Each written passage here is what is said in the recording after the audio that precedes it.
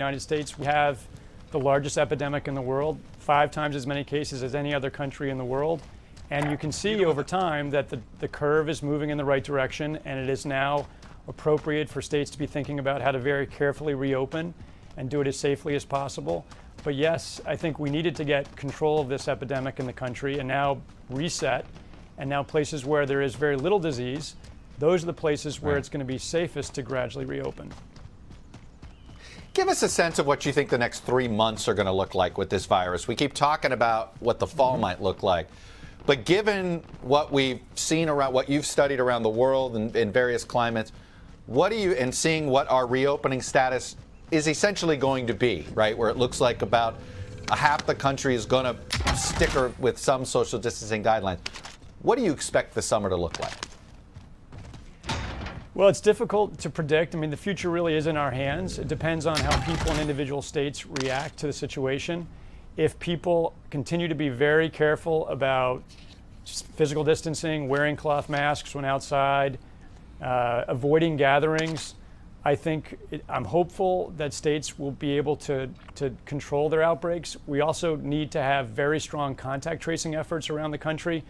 That's what countries around the world have used with a lot of success.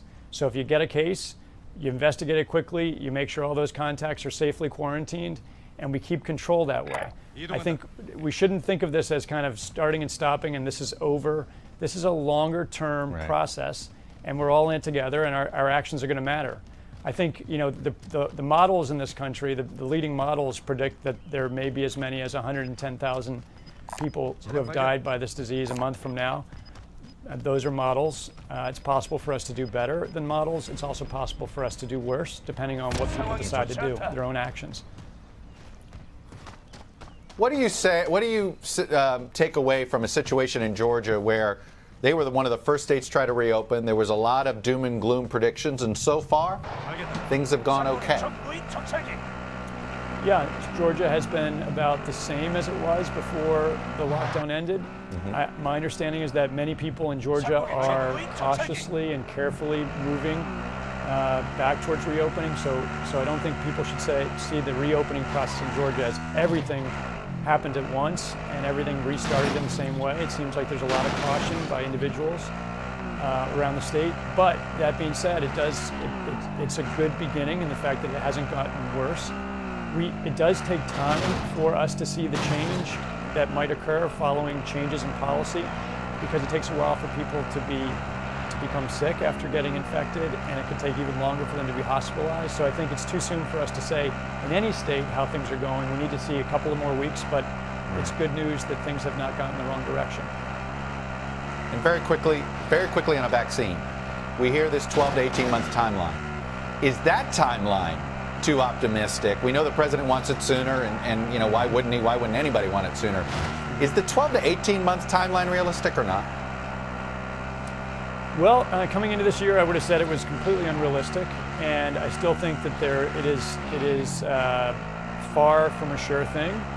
But given that there are now 110 vaccine projects going on around the world, that all the major vaccine companies in the world are working on this in some way, and given that Tony Fauci and Moncef Slaoui are now leading figures in the U.S.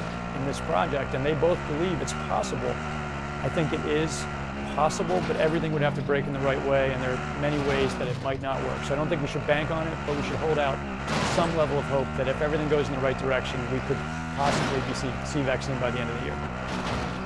Well, that's for sure. The hope being that, hey, we've got the smartest minds in the world all focused on one problem.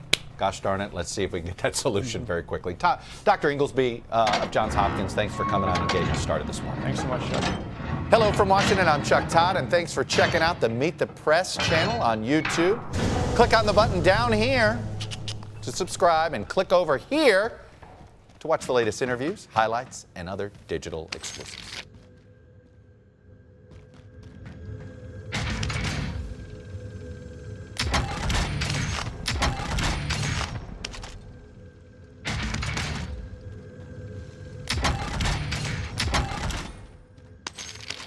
현 위치에 정찰 요청한다.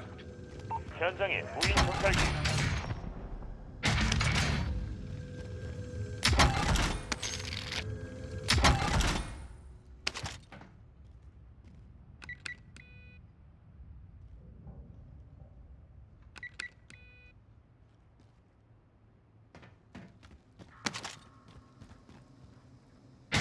알린다. 무인 정찰기 연료 소진 재보급을 위해 귀환하겠다.